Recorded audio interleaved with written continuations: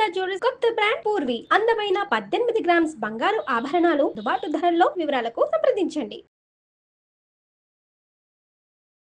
నమస్తే కళ్యాణ్ చక్రవర్తి నమస్తే గారు. జయ గారు, నమస్తే. కళ్యాణ్ గారు, మనకు వచ్చిన మెయిల్స్ లో ఒక మెయిల్ అండి. అతని పేరు ప్రసాద్, కుక్కట్పల్లి నుంచి మెయిల్ చేశాడు. 15 ఏళ్ల సుదీర్ఘ ప్రయాణం చేసిన తర్వాత ఇప్పుడు విడిపోవాలనుకుంటున్నాడండి. కొంచెం డీటెయిల్డ్ గానే పెట్టాడు మెయిల్లో విషయం మొత్తం కూడా. 2 పిల్లలు ఉన్నారు. ఎలా ఉందంటే నాకు ఆ మెయిల్ చదివినంతసేపు కూడా ఒకరి మీద ఒకరు కక్ష సాధింపు. అంటే లోపల మనసులో ఏదో అనేసుకొని ఏదో ఊహించేసుకొని ఇప్పుడు విడిపోదాం అనుకుంటున్నారు. సో ఇమీడియట్ గా మీతో మాట్లాడించాలనుకున్నాను నేను. నెంబర్ కూడా ఇచ్చారు, మరి కాల్ చేస్తానండి. ప్రసాద్ గారు, కుకట్పల్లి. ఎస్. యూజువల్ గా పెద్ద కారణాలకి దెబ్బలాడుకుని పగలు ప్రతీకారాలు పెంచుకునే దానికంటే కనుక ఈ మధ్యకాలంలో చిన్న చిన్న అంశాల మధ్యన విభేదాలు. అంటే మనకి వినటానికి ఇంత చిన్న రీజన్ కి ఎందుకు విడిపోతున్నారు అనిపిస్తుంది. హలో ప్రసాద్ గారండి. హలో, ఎవరండి?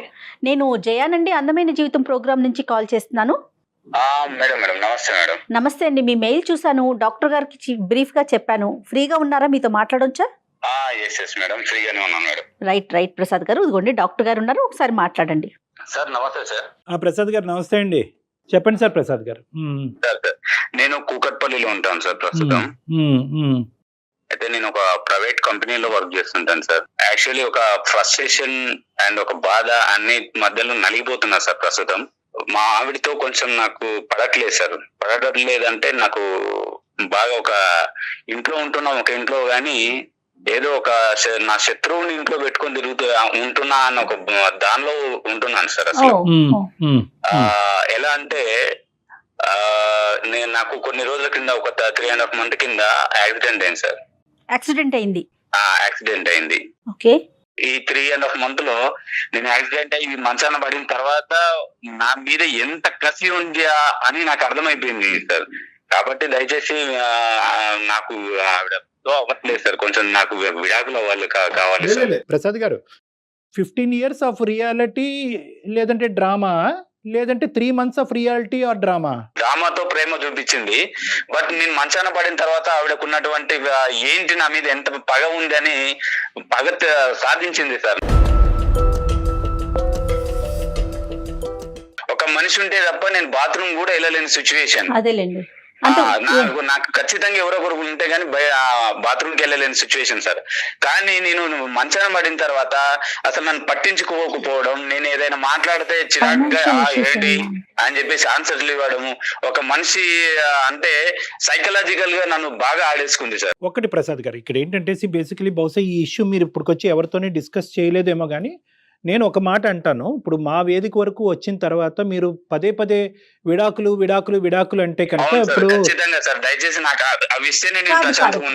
అది ఇచ్చేది పుచ్చుకునేది మేము కాదండి. బేసికలీ ఏంటంటే విడాకులు అనేటటువంటి సబ్జెక్టు అది కంప్లీట్గా మీ సర్వాధికారం. అది మీకు మీ భార్యకి మధ్యన ఉండేటటువంటి ఒక ప్రధానమైనటువంటి అంశం. ఈ రోజు ఏంటంటే అసలు విడాకులు అనేటటువంటిది 3 నెలల పాటు జరిగినటువంటి ఒక ఇమోషనల్ ఇష్యూ వల్ల ఒక అబ్రప్ట్ కంక్లూజనా, ఒక తొందరపాటుతో జరిగేటటువంటి కంక్లూజనా అనేటటువంటి మనం ఆలోచించుకోవాలి. ఎందుకంటే ఏ నిర్ణయం అన్నా ప్రధానంగా విడాకులు ఇలాంటి అంశాలు ప్రధానంగా నిర్ణయం తీసుకునేటప్పుడు ఇమోషనల్ ఫ్రంట్ మీద తీసుకోవద్దండి, ఒక ప్రాక్టికల్ ఫ్రంట్ మీద తీసుకుందాం. విడాకులు అనేటటువంటిది ఒక సొల్యూషన్ గా భావిస్తూ ఈ కాన్వర్సేషన్ ముందుకెళ్ళడం కష్టం అని నేను చెప్తున్నాను. రైట్. అసలు మన వేదికే అది కాదండి. జీవితం అందంగా ముందుకు తీసుకెళ్లే ప్రయత్నం, ఏదన్నా ఎవరి వైపు తప్పులున్నా ఒప్పులున్నా కూడా సరిచేసి అది ముందుకు వెళ్ళాలి అనేదే ఈ కాన్సెప్ట్ అండి.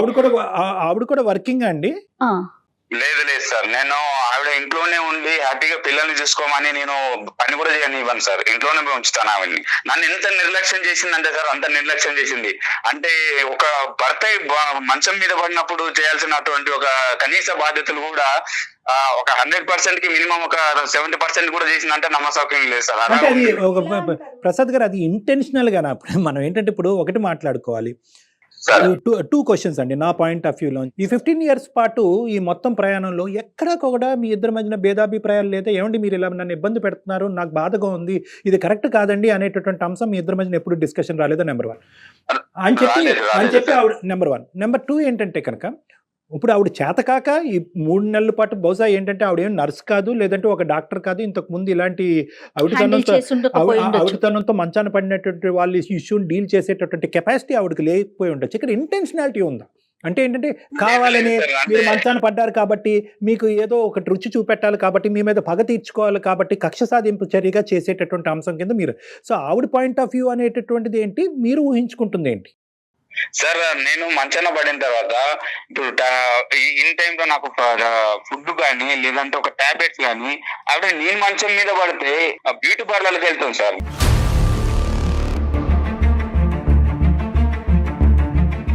పిల్లలైన పక్కన ఉంటారేమో అని అంటే సండే లేదు ఆ టైంలో ఎవరైనా అంటే స్కూల్ కి హాలిడేస్ ఉన్న టైంలో ఎన్ని హాలిడేస్ ఉంటాయి సార్, ఆ టైంలో కూడా పిల్లల్ని తీసుకొని బయటకు వెళ్ళిపోవడం, కనీసం నాకు దగ్గరుండి చూసుకోకపోవడం, ఇలా చాలా చేసింది సార్. అంటే బాగా కక్ష సాధింపు లాంటిది చాలా చర్యలు చేసింది సార్ నా పైన. ప్రసాద్ గారు, ఇప్పుడు మీకు జరిగినటువంటి ఈ అంశాన్ని మొత్తం 3 నెలల్లో కన్సిస్టెంట్ గా ప్రతిరోజు ఆవిడ యొక్క ప్రవర్తన ఇలాగే ఉందా, లేదంటే మధ్య మధ్యలో ఉండేదా? ఆవిడకి నాకు చేతన అవ్వట్లేదు, నా వల్ల అవ్వట్లేదు అనేటటువంటి ఎక్స్ప్రెషన్ ఆవిడ ఎప్పుడైనా చెప్పిందా లేదా? ఏంటి ఏంటి అని చెప్పేసి అనడం, లేదంటే ఒక టైప్ ఆఫ్ లుకింగ్స్ ఇవ్వడం, ఇలా చేసేది సార్. అంటే చెప్పుకోలేను సార్, అంటే అంత దుర్భరమైన సిచ్యువేషన్ ఎదురు చూస్తాను సార్. అంటే ఇప్పటికి నేను అనుభవిస్తున్న సిచ్యువేషన్ ఏంటంటే నాకు ఈ 3.5 months లో బాగా ఎదురైన ఘట్టాలన్నీ కూడా ఒక శత్రువుని, నీ శత్రువు ఇంట్లోనే ఉందని దేవుడు నాకు ఇలా చేయడం కూడా మంచిదే జరిగిందేమో, ఇన్ని రోజుల నాటకానికి ఒక తెర లేపాడేమో అని నేను ఫీల్ అవుతున్నాను సార్.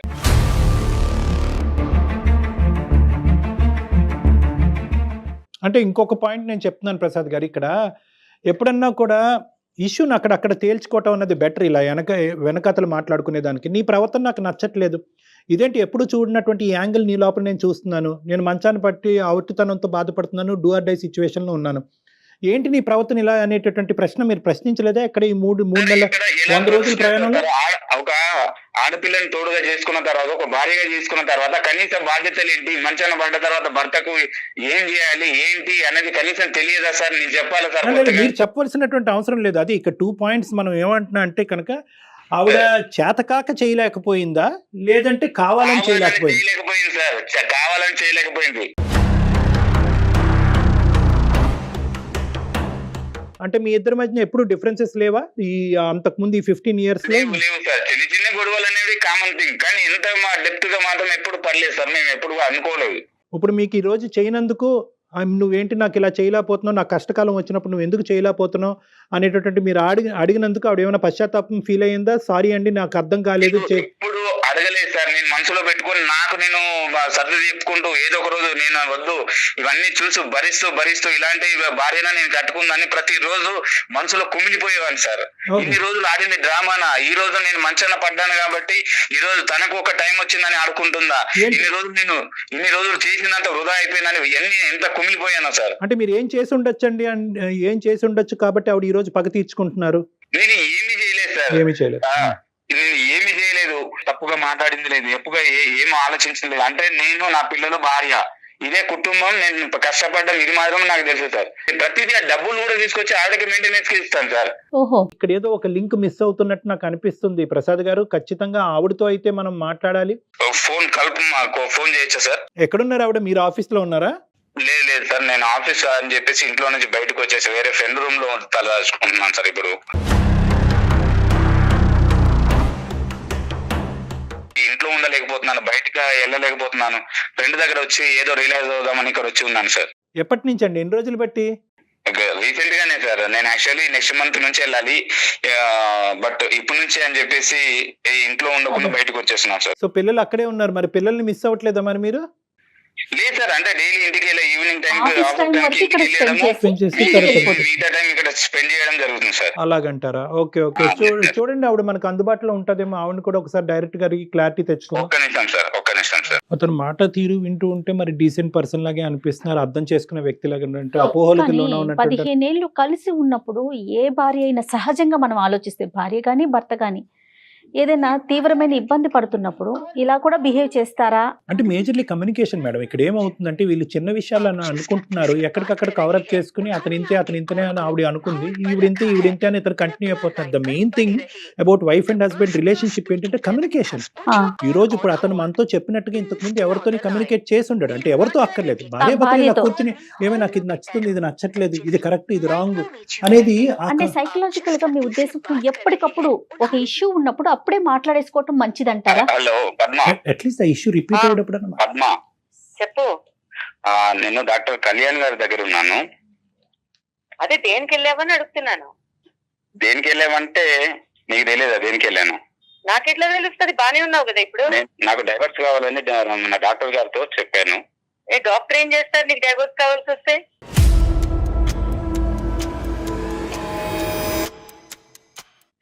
డాక్టర్ గారితో మాట్లాడాను ఒకసారి. మీతో ఏ డాక్టర్తో మీతో మాట్లాడావు? కాల్ బాగుంది. ఇప్పుడు డాక్టర్ దగ్గరికి వెళ్ళాను. పద్మ అలా కాదు పద్మ గారు. ఒక్క నిమిషం అమ్మా. పద్మ గారు నమస్తే అమ్మా.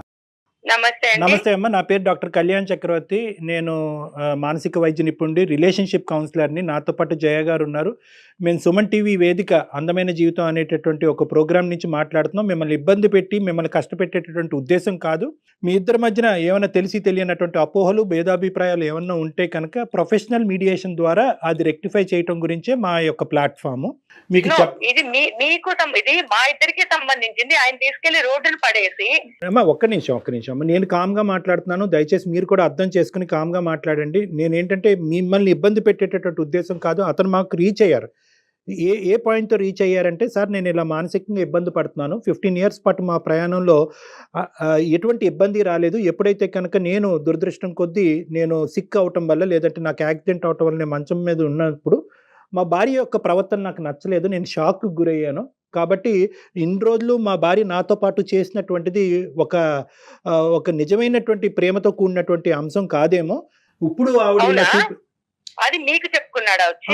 అంటే అలా చెప్పుకున్నాడు. మేమేం కంక్లూడ్ అవ్వలేదమ్మా. మీరు చెప్పారమ్మా, మీరు బ్యాడనో, మీరు కరెక్ట్ కాదనో, మీ ప్రయాణం తప్పనో మేమైతే కంక్లూడ్ అవ్వలేదు. అతని బాధ అలా వెలగక్కాడు అనేటటువంటిది నేను మీ వరకు తీసుకొస్తున్నాను. ఏకంగా 2 పిల్లలు కన్నా తర్వాత మీరు డివోర్స్ అనేటటువంటి పదం వాడటం కూడా కరెక్ట్ కాదు.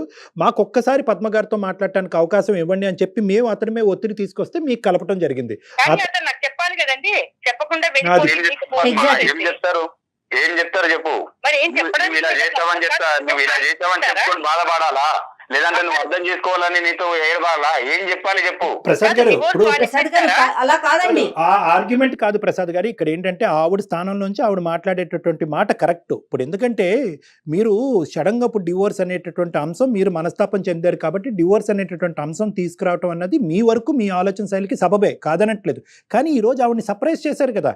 మా యొక్క మీడియేషన్ ఉంది, అందమైన జీవితం నుంచి డాక్టర్ కళ్యాణ్ చక్రవర్తి గారి దగ్గరికి వచ్చాను. మీరు ఎక్కడ వచ్చారు నా దగ్గరికి? మీరు ఫోన్ చేస్తే నేను మీ ఫోన్లో మాట్లాడుతున్నాను. సో ఆవిడ వరకు ఆవిడ సర్ప్రైజ్ అవటం, ఆవిడ వరకు ఇనీషియల్గా అలా రియాక్ట్ అవటం అన్నది మనం యాక్సెప్ట్ చేద్దాం. ఫస్ట్ మనకు కావాల్సింది ఏంటంటే, అమ్మ సారీ అమ్మ, అతని తరపున నేనే సారీ చెప్తున్నాను, మీకు ఇలా సర్ప్రైజ్. అతని బిహేవియర్ అంతా మీరు సారీ చెప్పడం ఎందుకండి? ఈ షాకులు నాకు 15 సంవత్సరాల నుంచి అలవాటేలేండి.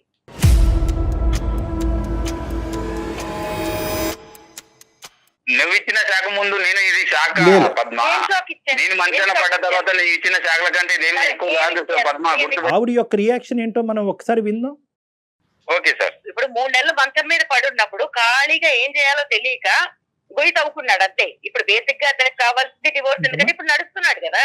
ఇప్పుడు నీ కంప్లైంట్ ఏంటి? నీకు టైం కి మందులు ఇచ్చా, టైం కి తిండి పెట్టా, టైం కి స్నానం చేయించా. బ్యూటీ పార్లర్కి వెళ్ళుకుంటూ నువ్వు నాకు ఇచ్చావు. నేను వెళ్ళకపోతే నీ కాలు నయం అయిపోతుందా? నాకు ఒక 2 things కావాలి. ఒకటి ఏంటంటే, ఈ 3 నెలల పాటు అతనికి కావాల్సినటువంటి సదుపాయాలు, అతనికి కావాల్సినటువంటి అవసరాల్లో మీరు కావాలనే, అతని అభిప్రాయం కావాలనే మీరు నిర్లక్ష్యం వహించారు, అతను ఇబ్బంది పెట్టాలనేటటువంటి ఉద్దేశంతోనే మీరు ముందుకెళ్ళారు. అవునండి. అవునమ్మా, కావాలని కొన్ని చేశా. కరెక్ట్.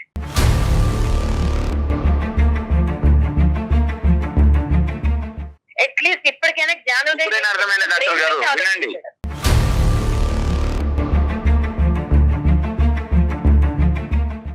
ఎప్పుడు బ్రెయిన్ యూజ్ చేసావు కదా. ఈసారి కొంచెం నీకు 3 నెలలు ఖాళీగా ఉండేసరికి మనసు అనేది ఒకసారి బయటకు వచ్చిందేమో ఆలోచించడానికి. 15 ఏళ్ళుగా నువ్వు పెట్టిన దాని ముందు 3 నెలలు నేను చూపించింది నథింగ్.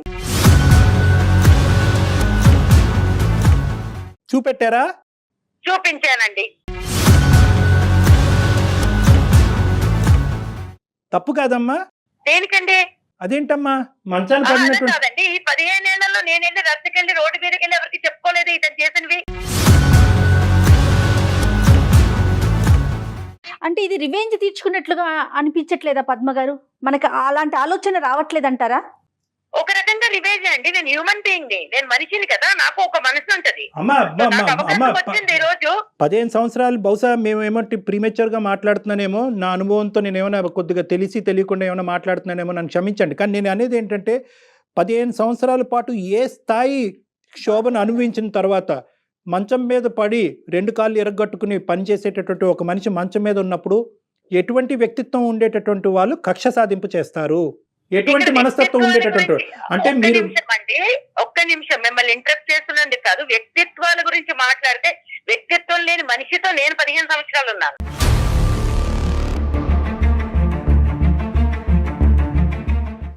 తన గురించి తప్ప ఇంకేం అక్కర్లేదు.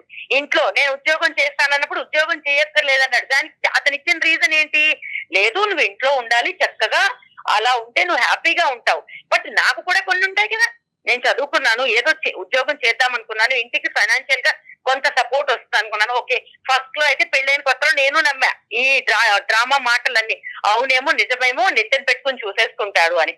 తర్వాత ఓకే, పిల్లల తర్వాత అదే లోకం, వంట చేయడము, సాయంత్రం వచ్చేసరికి లేకపోతే సండే మండే లేదా వీకెండ్స్ ఫెస్టివల్స్ వస్తే ఆయన గారు ఫ్రెండ్స్ ఇళ్ళకి వెళ్ళో లేకపోతే ఫ్రెండ్స్ తీసుకుని వచ్చి సడన్ షాపులు ఎట్లా ఉంటాయంటే ఇప్పుడు ఒక 5గురు వస్తారు భోజనాలకి, ఇంట్లో ఏమి ఉన్నాయి లేవు, వండగలదా లేదా, బతికిందా చచ్చిందా చస్తుందా ఇవేం చూసుకోకర్లేదు.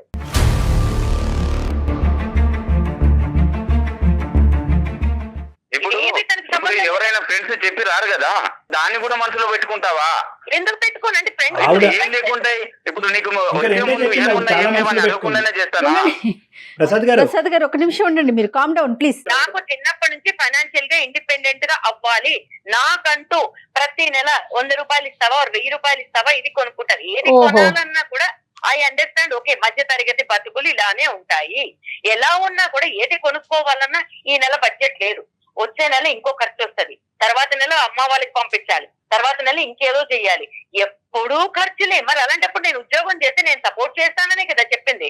పిల్లల్ని కూడా కాంప్రమైజ్ అయ్యి స్కూల్స్ కి ఏదో పంపిస్తున్నాం, బట్ అనుకున్న స్కూల్స్ కి పంపించట్లేదు, ఏదో కాంప్రమైజ్ అయ్యాము పంపిస్తున్నాం. ప్రతిరోజు ఏదో ఒకటి. కాళ్ళు బాగున్నంత కాలం, మంచాన పడనంత కాలము ఆయన చేసినవి ఇంత అంత కాదు, మంచాన పడినంత కాలము మేలీగో, తక్కువేం లేదు మేలీగో.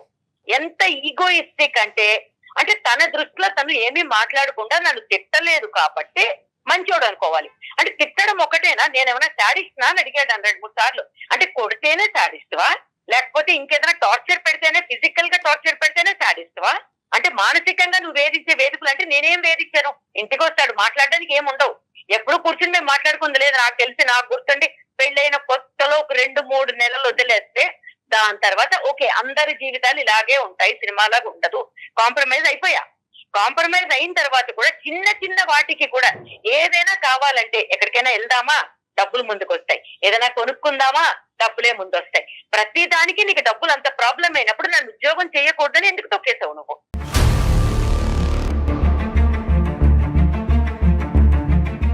భార్య ఇంట్లో ఉండి చూసుకోవాలని అనుకోవడం తప్ప, లేదంటే అంటే నేను సంపాదించిన దానిలో అడ్జస్ట్ అయ్యి ఉండడం అనుకోవడం తప్ప, లేకపోతే అవ్వనని చెప్పాను కదా, నేను అవ్వలేదు. ఎందుకు అవ్వవు నువ్వు? ఎందుకు అవ్వవు చెప్పు.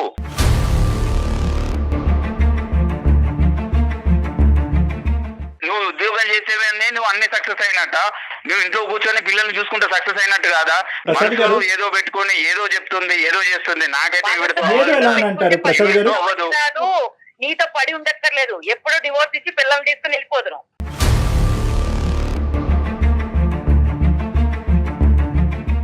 మీరు ఇంత కోపం, ఇంత ఇది మన మనసులో పెట్టుకున్నారు కదా, ఎప్పుడైనా ఇదే వర్షన్లో ఆయనతో చెప్పారా? ప్రసాద్ తో మాట్లాడారా మీరు? మాట్లాడుకుంటే మేము కొట్లాట్లోకి దిగుతాం. సో దాని బదులు మాట్లాడుకోకుండా బతికేస్తున్నాం. అది కాంప్రమైజ్ అయ్యి బతకడమా లేకపోతే చావలేక బతకడమా? దాన్ని ఏం పేరు పెట్టుకుంటారు పెట్టుకోండి. ఏం మాట్లాడాలన్నా ఫ్రెండ్స్ వస్తారు. ఒక పనికి మాలిన నాగరాజు ఎవడో ఉంటాడు, ఎప్పుడు చూసినా అక్కడికి పోతాడు. ఎందుకు వెళ్తావు నువ్వు? వాడి గురించి మాట్లాడకు, వాడు నా ఫ్రెండ్, వాడు నా ఫ్రెండ్.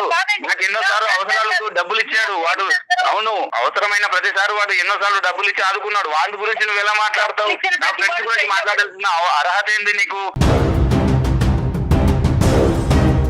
నువ్వు తాళి కట్టావు కదా, తాళి కట్టినప్పుడు నా ఫ్రెండ్స్ కూడా నువ్వు డెఫినెట్లీ గా స్వీకరించాలి. వాడు విషయం ఎలా మాట్లాడుతావు నువ్వు? స్వీకరించను, నిన్ను స్వీకరించా. నీతో పాటు మీ అమ్మ బాబుల్ని కూడా స్వీకరించుతా కొంతవరకు. కానీ నీ ఫ్రెండ్స్ ని వాళ్ళ పిల్లల్ని అమ్మ బాబులని మాట్లాడకు. ఏ రోజైనా మీ అమ్మ నాన్న గురించి మాట్లాడాను? అమ్మ బాబులని ఈ రోజు మాట్లాడుతున్నాను. ఏంటి నువ్వు చేసే ఇంతకంటే ఏం చేయగలను? నేను మానసికంగా ఎంత కుమిలిపోయాను నాకు తెలుస్తుంది. అవును, ఖాళీగా ఉన్నావు కాబట్టి కుమిలిపోయావు, బిజీగా ఉన్నప్పుడు కుమిలిపోలేదు కదా. కాలు తిరిగి ఇంట్లో పడ్డాను కాబట్టి నీవేం అర్థమైంది? దేవుడు అనేవాడు ప్రతి ఒక్కరికి ఒక అవకాశం ఇస్తాడు. చెప్పు పద్మ, చెప్పు. ఇదే ప్రోగ్రామ్ నాకు తెలుసుంటే నీకన్నా ముందు నేను చేసి అడిగేదాన్ని డివోర్స్. నేను డాక్టర్ దగ్గరకు వచ్చేదాన్ని కదా, లాయర్ దగ్గరికి వెళ్ళేదాన్ని.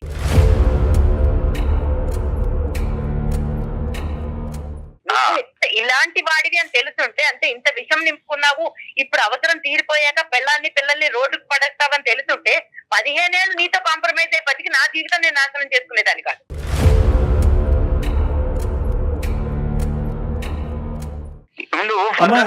ప్రాబ్లమ్స్ ఎలా ఉంటాయని నీకు తెలిసినప్పుడు నువ్వు నన్ను బాగా చూసుకుంటే ఈ రోజు ఈ సిచ్యువేషన్ రాదు కదా. ప్రాబ్లం ఏంటి? వదిలేస్తే వదిలేకో.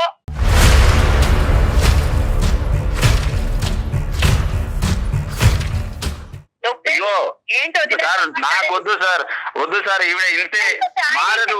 నేను చెప్పాను కదా ఇన్ని రోజులు, కనీసం అట్లీస్ట్ ఇన్ని రోజులు అవును భర్తని నేను ఇలా చేశాను కదా, కనీసం ఏమన్నారు మనస్తాపానికి అది మనసాక్షి కూడా ఒప్పుకోవట్లేదు సార్. చేశానని చెప్పుకుంటాడు, అన్నం పెట్టాడు, ఒక ఇంటికి రెంట్ కట్టాడు, అంతకు మించి ఏం పీకాడు?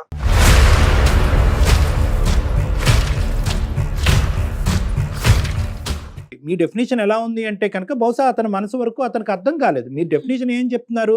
నాకు ఫ్రీడమ్ ఉందా, నాకు స్వేచ్ఛ ఉందా, నీ ఫ్రెండ్స్ కి ఇచ్చేటటువంటి ఇంపార్టెన్స్ భారీగా నాకు ఇస్తున్నావా? అవును, నన్ను ఫైనాన్షియల్ గా స్టాండర్డ్ గా లేను, ఉన్నదాను అడ్జస్ట్ అవ్వాలని చెప్తాను, అదే తప్ప అండి. ఇక్కడ ఒక ప్రధానమైనటువంటి ఇష్యూ ఏంటంటే ఇవన్నీ ఆవిడ మనసులో దాచిపెట్టుకుని ఒక అవకాశం దొరికిన తర్వాత 3 నెలల పాటు మీరు మంచం మీద పడినప్పుడు ఆవిడ కక్ష సాధింపు చర్యగా ఇది ఒక బంగారు అవకాశంగా తనకు వచ్చింది, మీకు బుద్ధి చెప్పడానికి ఇంతకు మించినటువంటి అవకాశం లేదు అనేటటువంటి విధంగా ఆవిడ ఆలోచన శైలి అంత క్రికెట్గా ఎలా మారిపోయింది అనేటటువంటిది ఇక్కడ ముఖ్యమైనటువంటి అంశం. ఎందుకంటే ఈ మనిషి నీకేమీ చేయలేదు, భయంకరంగా హింస పెట్టాడు, పగలనక రాత్రనక కొట్టాడు, తిట్టాడు, ఆర్థికంగా ఇబ్బంది పెట్టాడు, పిల్లల్ని చదివించడానికి డబ్బులు ఇవ్వలేదు, మిమ్మల్ని బయటకు వెళ్ళడానికి స్వేచ్ఛనివ్వలేదు, ఇన్ని రకాలుగా హింస పెట్టినా కూడా ఒక మానవతా దృక్పథంతో ఒక మనిషి మంచం మీద పడినప్పుడు సేవ చేయవలసినటువంటి భార్యే కాదు, ఒక ఎవరైనా కూడా అతని పక్కన ఎవరున్నా కూడా సేవ చేస్తారు.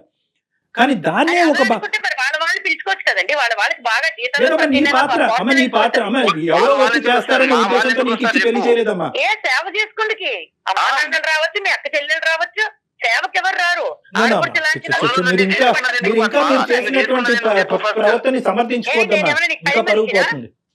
ఒక్క నిమిషం పద్మ గారు, పని మనిషి అని అట్లా అనుకుంటే ఎట్లా పద్మ గారు? పెళ్ళై 15 సంవత్సరాలు ఇద్దరు కలిసి ప్రయాణం చేశారు, ఎందుకు పెళ్లి చేసుకున్నానని అడుగుతున్నాడు. మరి ఇంతవరకు డాక్టర్ గారు చెప్పారు కదా, ఆయన ఇవ్వాల్సినవన్నీ ఇచ్చాడు, ఆయన ప్రకారం ఆయన చాలా సంతృప్తికరమైన లైఫ్ లీడ్ చేశాడు. అంటే పెళ్లి చేసుకుంటే పెళ్ళానికి బట్టలు, ఒక ఇల్లు, అది బాధ్యత కదా అతండి. ఏంటంటే ఇది ఇస్తే సరిపోతుంది అనేటటువంటి వర్జన్ లో ప్రసాద్ గారు ఇప్పుడు వచ్చి అతను కనువిప్పు కలగలేదు. నేను చెప్పాను కదా, నేను సరిపోతాను ఎన్నిసార్లు చెప్పాను, నేను ఉద్యోగం చేస్తాను, మన ఫైనాన్షియల్ స్టేటస్ బాగా ఇష్టం లేదు పద్మా, నాకు ఇష్టం లేదు. మీరు ఒక పాయింట్ ఏంటంటే ఆవిడ 15 years పాటు ఒక ట్రామాకు గురైంది, ఓకే ఇప్పటికైనా యాక్సెప్ట్ చేయండి. ఇప్పుడు ఆవిడ ఒక ట్రామాకు గురైంది. ఏంటి ట్రామా అంటే కనుక ఆర్థికంగా సరిపోయినటువంటి జీతాలతో సంసారం నడుపుతున్నారు. ఇప్పుడు ఏంటంటే ఆవిడ పని చేసేటటువంటి కెపాసిటీ, సంపాదించేటటువంటి కెపాసిటీ ఉన్నా కూడా నువ్వు కాలు కిందన పెట్టడానికి అని చెప్పి మీరేదో త్యాగమూర్తిలాగా ఆవిడని బయటకు పంపించకుండా ఉన్న దాంతోనే సరిపెట్టుకుని అనేటటువంటి ఒక బందికానలో ఆవిడని ఇది చేశారనేది ఆవిడ అభిప్రాయం. మీకు ఇష్టం లేకపోవటం ఏంటి? ఆర్థికంగా సుఖపట్టడం గురించి నేను బయటకు వెళ్ళి చేస్తాను అనుకున్నప్పుడు ఈ 15 సంవత్సరాల్లో ఒక్కసారైనా ఆవిడకి అవకాశం ఇచ్చి బయటకు పంపించచ్చుగా. ఈ రోజు నువ్వు ఇంట్లో ఉండి సుఖపడు, పిల్లల్ని చూసుకుంటే చాలు, నువ్వు దీనికి మించి ఏమీ చేయక్కర్లేదు అనేటటువంటి ఆ పాజిటివ్ యాంగిల్ ఎందుకు చూడలేకపోతున్నారు మీ ఆయనలో? దాని శాడిజం అంటారమ్మా, దాని శాడిజం. ఇప్పుడు నా శాడిజం అనిపిస్తుంది, నాకు చిన్న కోరిక, ఓకే ఒక 2-3 ఏళ్ళు ట్రై చేయి, లేదా 6 నెలలు ట్రై చేయి. అది కరెక్టే, నువ్వు చెప్పేది కరెక్టే. అదే కదా ఇప్పుడు అతని మైండ్. అడగండి ఒకసారి, అసలు అతను ఎందుకు వద్దంటున్నారు ఉద్యోగానికి? ఇష్టం లేదంటున్నాడు, ఎందుకంటే రీజన్స్ ఏంటండి? రీజన్స్ ఏం లేవు మేడం. నేను నా కష్టార్జితంతో నా ఫ్యామిలీని పోషించాలి, ఇదే నేను ఆశించేది. ఇది మేల్ శాడిజం అంటుంది, ఇది మేల్ ఈగోయిజము, మేల్ శాడిజం అంటుంది. నా అభిప్రాయాన్ని ఎక్కడ గౌరవించదు. నేనేమంటానంటే ఈ రోజు చేయకముందే నువ్వు ఇన్ని మాటలు మాట్లాడుతున్నావు, చేసి ఇంకోటి ఏంటి అని 15 ఏళ్ళ క్రితం తెలుసని కాలు ఇరిగిపోతుంది, 2022లో కాలు ఇరిగిపోయి నేను మంచాన్ని ఉంటాను, అప్పుడు ఇది ఇలా ఇట్లా ట్రీట్ చేస్తుంది నన్నని నీకు 15 ఏళ్ల క్రితమే కల వచ్చింది. నీకు కళ వచ్చింది, అప్పుడు వదిలేసేవానేమో.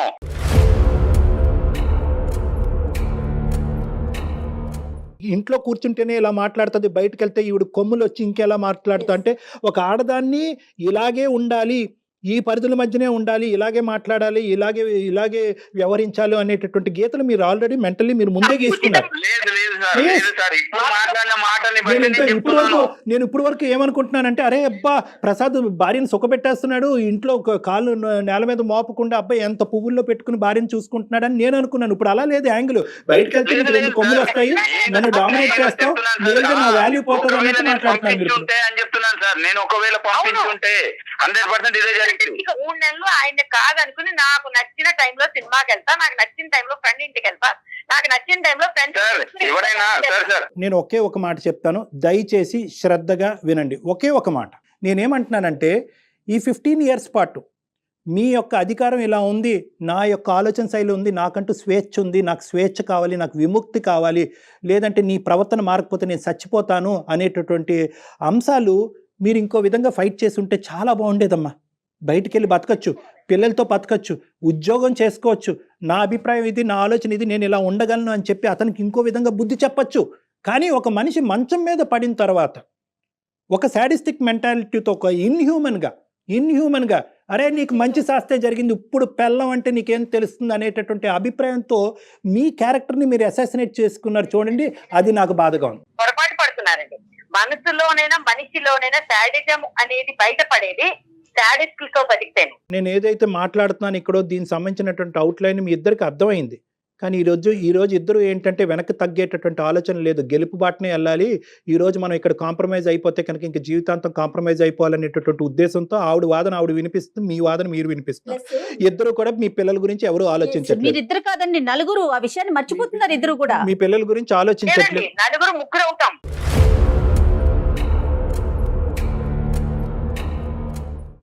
ఎప్పుడైతే అతనే ఒంటరివాడు అవుతాడు, మేము ముగ్గురు ఉంటాం. అయినా పర్వాలేదు పద్మ, నీలాంటి పరిస్థితిలో నేను ఉండడం కంటే కూడా పోయినా పర్లేదు. జీవితం అంటే ఏంటో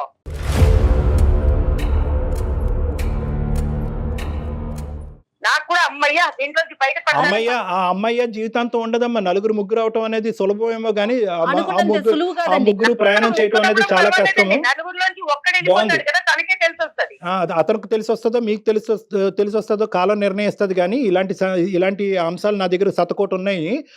మీరేదో ఈ రోజు ఇందులోంచి బయటపడితే నేను సుఖ జీవితం అనిపిస్తున్నానని అనుకుంటారు. కానీ అదే ప్రశ్న రేపొద్దున మీరు పిల్లల్ని అడిగినప్పుడు మీ పిల్లలు మిమ్మల్ని అడిగినప్పుడు మీ తల ఎక్కడ పెట్టుకోవాలో మీకు తెలియదు. ఏ అమ్మ నాన్నని ఏ కారణం చేత వదిలేసావు?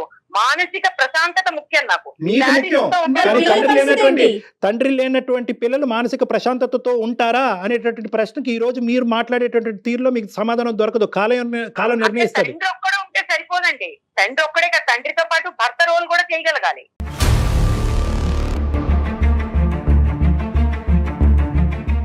దయచేసి ఇద్దరు కూడా విడాకులు అనేటటువంటి ఆస్పెక్ట్ పక్కన పెట్టండి.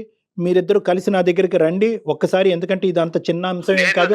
దయచేసి నాకు మాత్రం ఇలాంటి ఏమంటారు ఒక చెర నుంచి బయటకు విడిపిస్తారని నాకు వద్దు సార్. ఈవిడ మాత్రం వద్దు, నాకు విడాకులే కావాలి. నేను బతికేదేంటండి? చెర అనుకునే మనిషితో అసలు బతకాలన్న ఆలోచనే దరిద్రంగా ఉంది.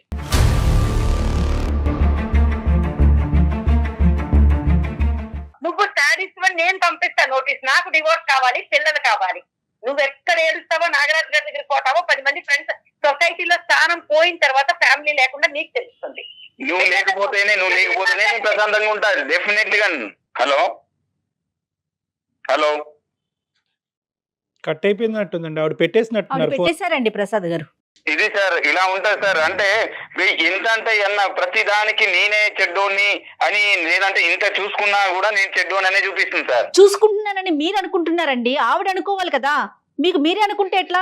ప్రసాద్ గారు ఒక పాయింట్ ఆవిడ వెళ్ళిపోయింది లేండి, కానీ పిక్చర్ లోంచి బహుశా ఏంటంటే విడివిడిగా మీ ఇద్దరితో సపరేట్ గా మాట్లాడుంటే ఇష్యూ ఇంకో విధంగా ఉండేది. ఆవిడ ఏదో మిస్ అయ్యింది ఈ మొత్తం ప్రయాణంలో అన్నది ఇప్పటికైనా మీకు కనువిప్పు కలగాలి. ఏదో మిస్ అయ్యింది, మీరు అన్ని చేశారు, చేయలేదని అనట్లేదు, కానీ ఏదో మిస్ అయ్యింది, ఒక ప్యాచ్ వర్క్ అనేది ఉంది.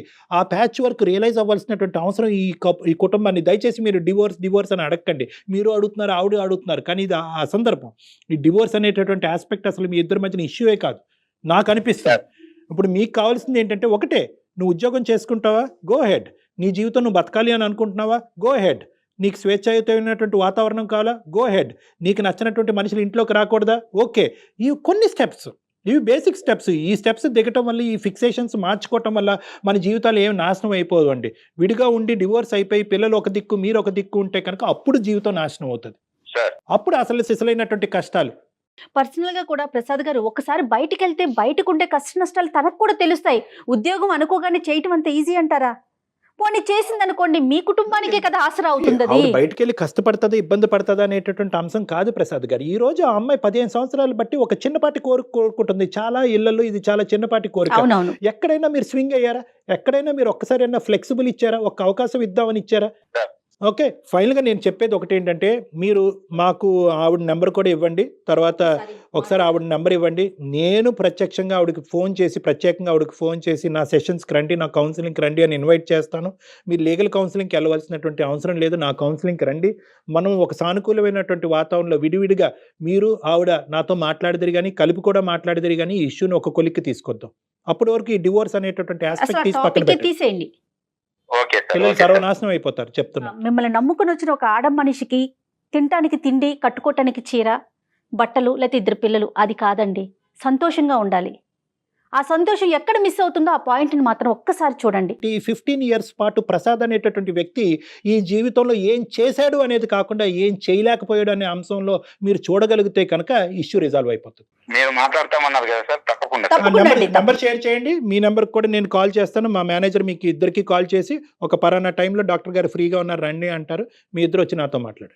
Right Prasad garu. Thank you so much madam. Thank you Kalyan garu. Thank you. నమస్తే.